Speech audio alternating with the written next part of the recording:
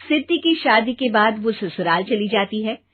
पीछे रह जाती है भाभी रानी। सिद्धि के ससुराल जाते ही भाभी कहती है, अरे वाह जी वाह, सारे कपड़े मेरे। हाय रे पैंट, अरे वाह वाह, मजा आ जाएगा। अरे ये सिद्धि की अलमारी के सामने खड़े होकर क्या बड़बड़ा रही है?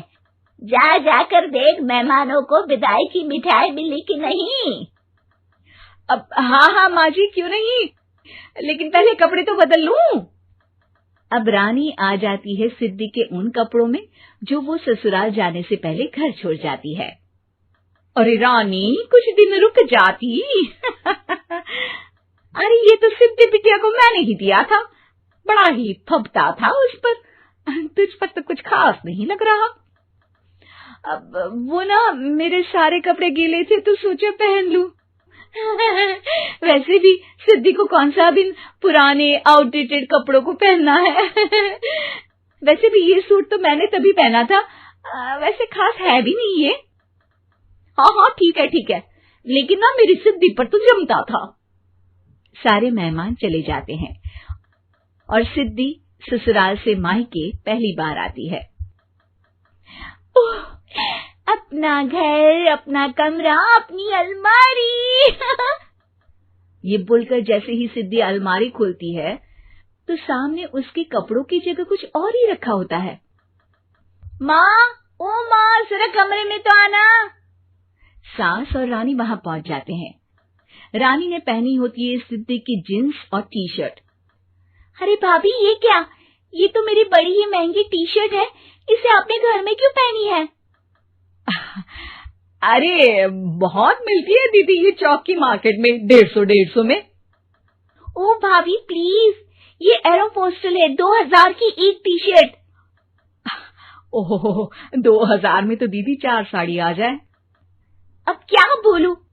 भाभी, ये मेरी अलमारी में छोटू के कपड़े, तो मेरे कपड़े कहाँ हैं?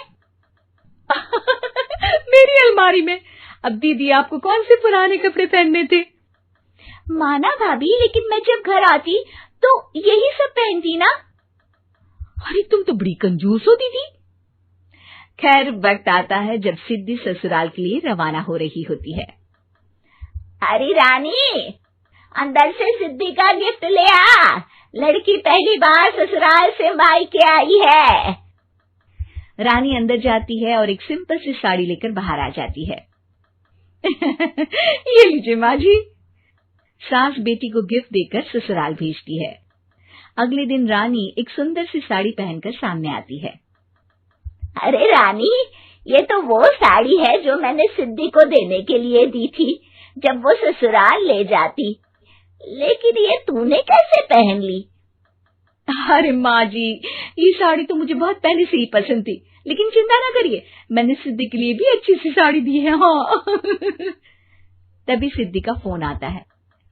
क्या माँ, कुछ अच्छा तो दिया होता ससुराल ले जाने के लिए। अरे पहले दिखा दिया होता। ये चमकते हुए पैकेट में नौकरानी वाली साड़ी मत दिया करो माँ। अरे बेटे, वो तेरी भाभी ने ना गलती से उससे पैकेट बदल गया। हाँ, मैं कल ही तेरे भाई के हाथ से तेरा वाला पैकेट भेज दूंगी। अरे रहने दो माँ, आई एम श्योर भाभी ने अभी वही साड़ी पहनी होगी जो तुमने मेरे लिए रखी थी। तुम तो समझ नहीं पाई उनको। खैर छोड़ो, मैं ज्यादा बोलती अच्छी नहीं लगती, रहने दो, आपको उन्हीं के साथ रहना है, फिर बात करेंगे।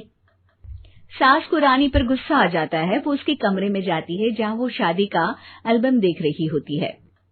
रानी, मार्केट जाकर एक ऐसी ही साड़ी लेकर आ, कल प्रतीक जाकर सिद्धि के घर दे आएगा। अरे क्यों माँ जी, कितनी साड़ी देनी है दीदी को? यहाँ कोई सेल लगी है क्या? अरे चुप कर, मेरे बेटी के हिस्से की साड़ी खुद पहन ली, अब ज्यादा ज्ञान बांट रही है। एक दिन सिद्धि का फोन आता है। माँ, मेरी सास ने आप सबको खाने पर बुलाया है। सारे लोग सिद्धि के ससुराल पहुंचते हैं। खाना खाकर वो लोग निकल रहे होते हैं कि सिद्धि की सास सभी को गिफ्ट देती है।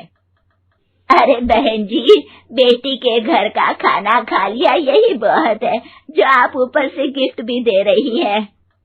अरे बहन जी, आप भी कहाँ इन बातों पर विश्वास कर रही हैं। सास सभी को गिफ्ट देती है, लेकिन रानी को जो साड़ी देती है वो अजीब सी हरे रंग की लाल रंग के बड़ी छाप वाली होती है। अरे छी छी, ये कौन पहनेगा? सासू माँ को तो जरी वाली इतनी सुंदर, और मेरे लिए ये नौकरानी वाली।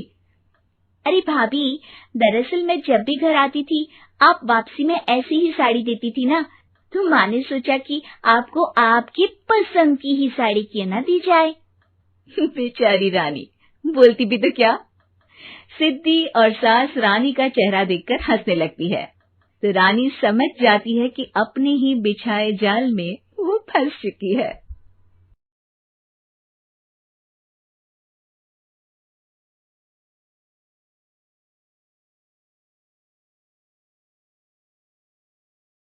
माँ जी,